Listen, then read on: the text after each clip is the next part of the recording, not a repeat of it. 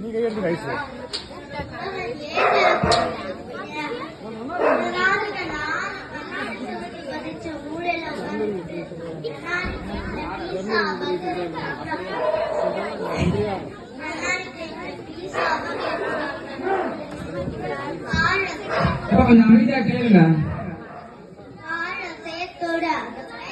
உட்கார்ந்துகிட்டு ஒரு வாய் பழைய சோறும் ஒரு வாய் பச்சை மாவு சாப்பிட்டுருக்கீங்க.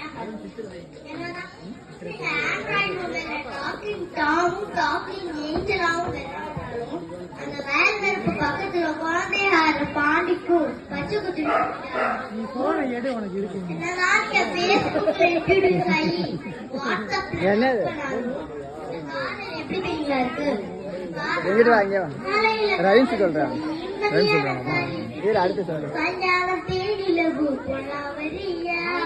இப்படிதான் இருக்கும் உங்க டெக்னாலஜி. இந்த காலத்துல இருந்து இந்த காலம் வரையும் கிராமப்புறத்துல ஒரு வேல்வெளியில ஒரு பொண்ணும் அடுத்த வேல்வெளியில அந்த பையனும் இருந்துகிட்டு இலை மேலே காயா காதலின் காசும் பார்த்தோம் அழகா படிப்போம்.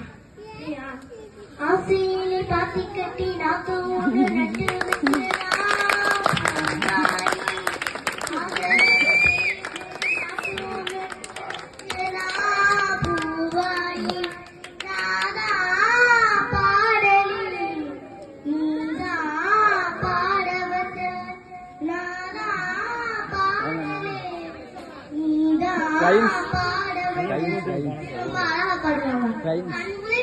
சுரண்டப்படுவது தெரியும், கண்முளைப்பு சுரண்டப்படுவது தெரியும். ஆனால் முழுக்க உழைத்துக் கொண்டிருக்கும் இரு ஜீவன்கள், ஒன்று தேனி, ஒன்று விவசாயி. இப்படிப்பட்ட விவசாயம் அவர் செய்து கொண்டிருக்கும் விவசாய தொழிலான வேளாண்மை மட்டும்தான். மழை பெஞ்சா தன்னோட குடிசை ஒழுங்கு தெரிஞ்சோம், மழை பெஞ்சா தன்னோட குடிசை ஒழுங்கு தெரிஞ்சோம். ஏவா இதுக்கு ஒரு நாள் மழை வராதா அப்படின்னு கேட்கக்கூடிய ஒரே ஒரு ஜீவன் யாரும் கேட்டீங்கன்னா அது விவசாயம் மட்டும்தான். காவிரி யாரும் அந்த கை கூத்தல் அடிச்சு கேள்விப்பட்டீங்களா? அந்த காவிரி யாரும் அந்த கை கூத்தல் அடிச்சு சினிமால ஒரு கவிஞர் ரொம்ப அழகா காவிரி யாரும் கை கூத்தல் அடிச்சு மறந்து போகுமா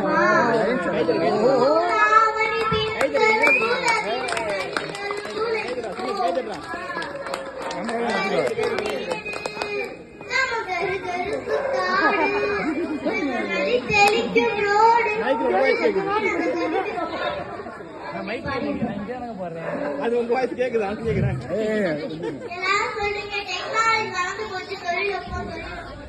ஒரே ஒரு கேள்வி மட்டும் கிடைக்கிற எல்லாரும் ஒரு வீட்டுல திருமண நடக்குது அப்படின்னா அந்த கணவனோட வீட்டுக்கு கூட்டிட்டு வருவாங்க, சாமி கும்பிடணும் அப்படின்னு கூட்டிட்டு வருவாங்க.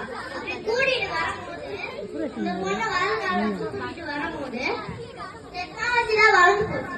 ஒரு லேப்டாப் கொடுத்து கூப்பிடலாம், இல்ல ஒரு ஆண்ட்ராய்டு மொபைல கொடுத்து கூப்பிடலாம், இல்ல ஒரு கம்ப்யூட்டர் கொடுத்து அப்படின்னு கூப்பிடலாம். ஆனா அப்படி கூப்பிடுறது கிடையாது. இந்த அளவுமே சரி, ஒவ்வொரு பொண்ணோட பூந்த வீட்டுக்கு செல்லும் போது ஒரு படி நெல்லையார் கொடுத்து அனுப்புறாரு.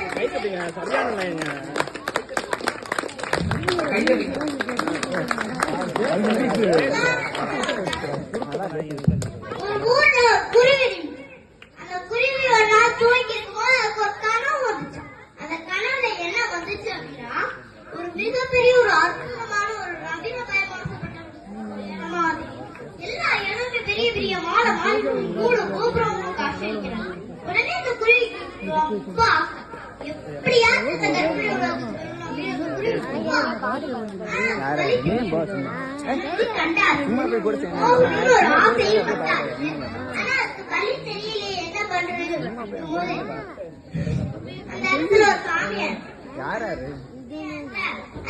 அந்த மாதிரி ஒரு கனவு கண்டு அந்த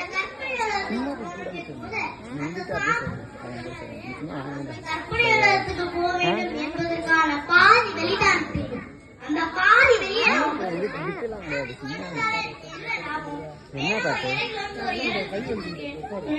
அந்த குருவி அவ்வளோ பெரிய சொல்றேன் ஒரே ஒரு இறங்குனாலே அப்படின்னு பிச்சு கொடுத்துருச்சு.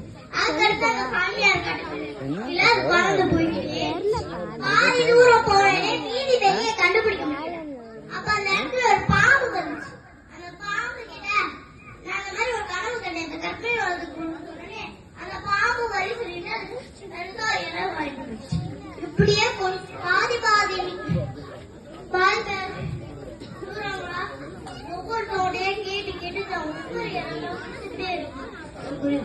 கடைசியா அந்த கற்பனை வளர்த்த பார்த்து இன்னும் 100 அடி கலந்து அந்த கற்பனை ஆனா இன்னும் ஒரு அதிசயமான ஒரு உலகம், இதுதான் என்னுடைய வாழ்க்கை என்று சொல்லி அதால பார்க்க முடியல. திரும்ப திரும்ப பார்க்க முடியல.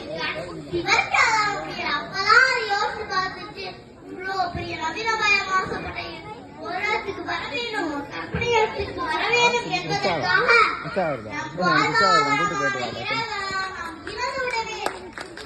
அந்த குருவி அழுதுதான் பறந்துச்சு. டெக்னாலஜி வளரும் அப்படி ஒரு அற்புதமான காண போறோம்னு சொல்லி இன்னைக்கு நம்மளுடைய வாழ்வாதாரமான விவசாயத்தை கொஞ்சம் கொஞ்சமா அழிஞ்சிட்டு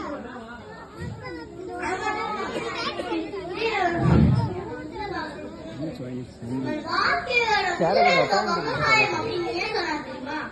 ஒவ்வொரு மனுஷனுக்கும் புரிதலும் இல்லாம வாழவே முடியாது.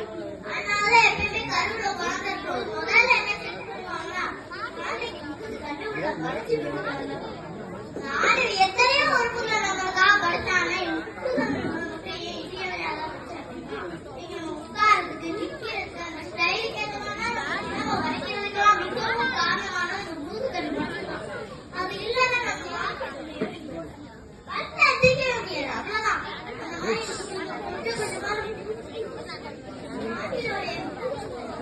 கொஞ்சம் கொஞ்சமா